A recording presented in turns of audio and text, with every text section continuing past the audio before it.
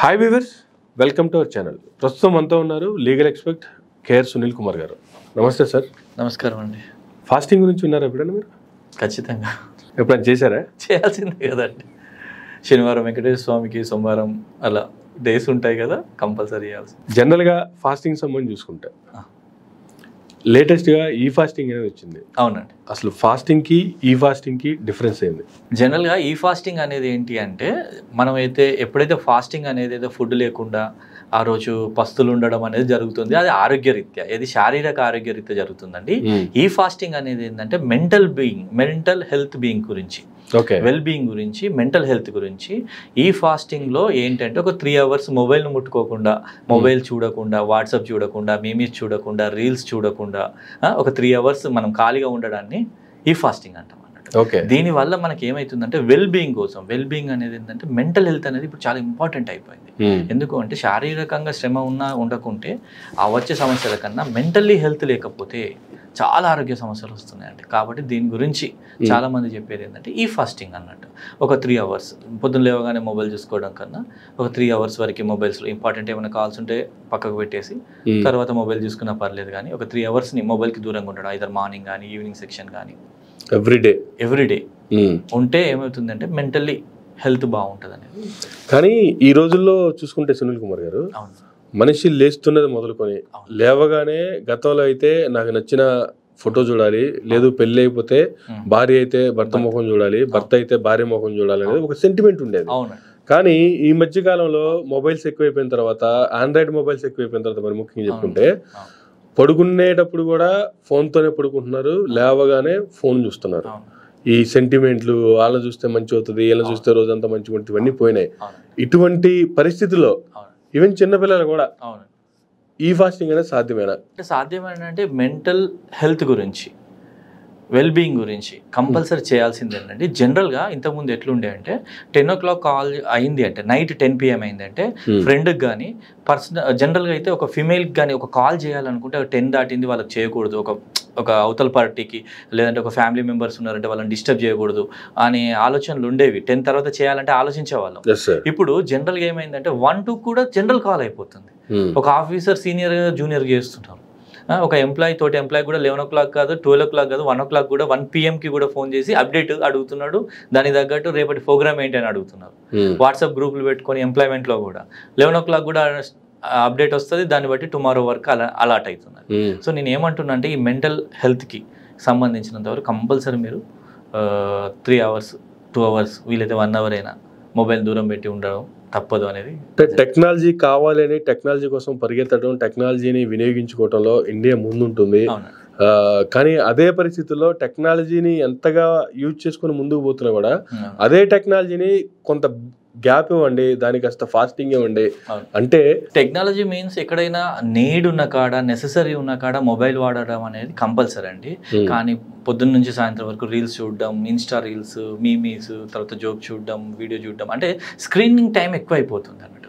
అది ఏంటి, ఇండైరెక్ట్గా నథింగ్ బట్ ఎంటర్టైన్మెంట్. ఆ ఎంటర్టైన్మెంట్కి టెక్నాలజీ ఏం అవసరం అండి, మనకు అవసరం లేదు. ఎంటర్టైన్మెంట్కి ఎన్నో ఉన్నాయి. వాకింగ్ ఉంది, మంచి ప్రశాంతంగా వాక్ చేయండి పార్క్లో, తర్వాత మనకి బుక్స్ చదువుకోవచ్చు, ఫ్రెండ్స్తో టైం పాస్ చేయొచ్చు.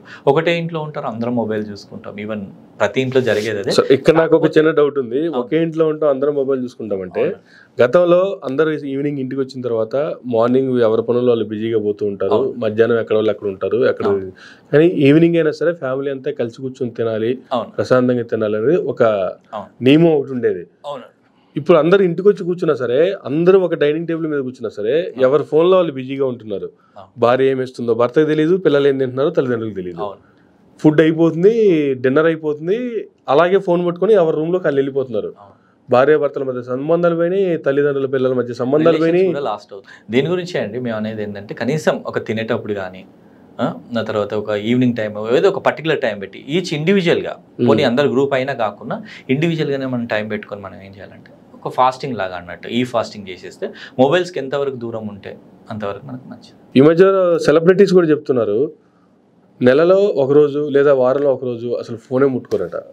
రీసెంట్గా హీరో నాగార్జున గారు కూడా దానికి సంబంధించి రివీల్ చేశారు ఈ విషయాన్ని. అంటే వాళ్ళకి అర్థమవుతుందండి వెల్ బీయింగ్ ఏంటి, మెంటల్ హెల్త్ ఎంతవరకు ఇంపార్టెన్స్ అనేది వాళ్ళకు అర్థమైంది. కాబట్టి వాళ్ళు ఆ పాయింట్ ఆఫ్ వ్యూలో అంటే ఫోన్ వల్ల ఎనర్జీ లాస్ అయిపోతుందంటారా, లేదంటే మెంటల్ గా డిస్టర్బ్ అవుతున్నారంటారా? ఎలా అంటే ఇలా చెప్పుకోవాలంటే మైండ్ కంటిన్యూస్ వర్క్ అండి. అవతల స్క్రీన్ మీద ఏం జరుగుతుంది, తర్వాత అది 2 రకాలు, ఒకటి కళ్ళ అది మైండ్ కి, 2 కళ్ళకి, రెండింటికి ఎఫెక్ట్ విధాలు.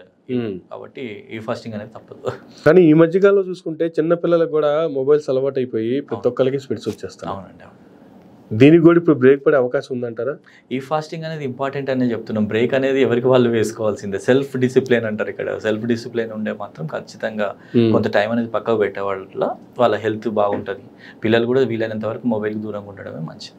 కానీ జనరల్గా గతంలో కూడా చూసుకుంటే మద్యం తాగడం అనేది హానికరం, పొగ తాగడం అనేది హానికరం. దీన్ని వెండి తెర మీద కూడా మంచిగా వేసి చూపిస్తారు. కానీ అదే మూవీలో అదే హీరో మద్యం తాగుతూ ఉంటాడు, పొగ తాగుతూ ఉంటాడు. అది చెప్పడం మాత్రమే పరిమితం అయిపోతుంది. బయటకు వచ్చిన తర్వాత ఆ హీరోని చూసి ఈ ఫ్యాన్స్ అందరూ కూడా మా హీరో ఇలా ఉన్నాడని చెప్పి వాళ్ళని అనుకరించడం, వాళ్ళలాగా స్టైల్గా పొగలు రింగులుగా పోతటం, ఇటువంటివన్నీ అలవాటు అయిపోయినాయి. కానీ ఇప్పుడు మొబైల్ కూడా ఇటువంటి ఎడిక్టే, ఒక టైప్ ఆఫ్ డ్రగ్ ఎడిక్ట్ లాగా అందరికీ ఎడిక్ట్ అయిపోయినటువంటి తరుణంలో దీని నుంచి బయటపడే మార్గానికి సంబంధించిందనే ఈ ఫాస్టింగ్ అనేది.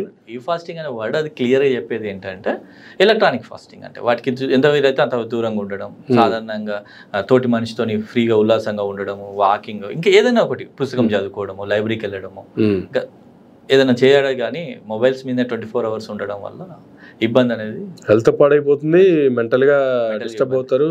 ఇంకొన్ని రోజులకు మనకు మొబైల్ లేకపోతే బ్రతకలేనటువంటి పరిస్థితులు వస్తున్నాయి.